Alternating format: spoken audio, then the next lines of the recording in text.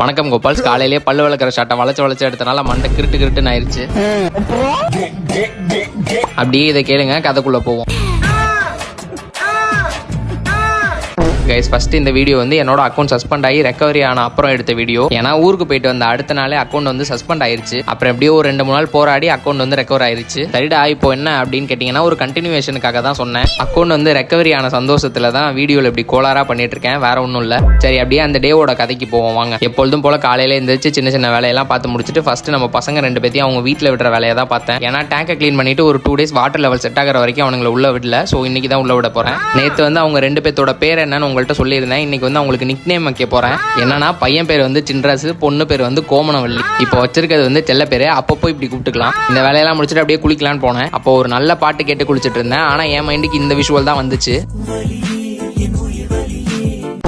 அப்புறம் கடைக்கு போயிட்டு தயிர்லாம் வாங்கிட்டு வந்துட்டு சாப்பிட உட்காந்தேன். சாதம், தயிர், மிச்சர், உருளைக்கிழங்கு சிப்ஸ்னு ஒரு சாவு காம்போ. சாதத்தை பிசைஞ்சு இதுல கொஞ்சம் அதுல கொஞ்சம்னு எடுத்து வாயில வச்சோன்னு அண்ணன் நேரம் பரவச நிலைக்கு போயிட்டேன். அப்ப அப்படியே ஒரு பாட்டு ஞாபகம் வந்துச்சு, கேளுங்க. காத்தல் அணுக்கள் உடம்பில் எத்திரி இப்படி பாட்டு மஜாவா இருக்கா? வேற பாட்டு போடலாம் தான் நினைச்சேன். டைம் ஆனனால டக்குன்னு இந்த பாட்டு எடுத்து சொல்லிவிட்டேன். அடுத்து அப்படியே ஆஃபீஸ் கிளம்பிட்டு இருந்தேன். 2 குட்டி குஞ்சானுங்க நம்மளை பார்க்க வந்திருந்தானுங்க. அப்புறம் அவனுங்க 2 பேத்துக்கும் ஒரு வணக்கத்தை போட்டு கொஞ்ச நேரம் பேசிட்டு இருந்தேன். அதுக்கப்புறம் அவனுங்க கிளம்பின அப்புறம் ஆஃபீஸ் கிளம்ப ஆரம்பிச்சிட்டேன். கிளம்பிட்டு போறதுக்கு முன்னாடி பால் குடிச்சிட்டு போயிட்டேன்.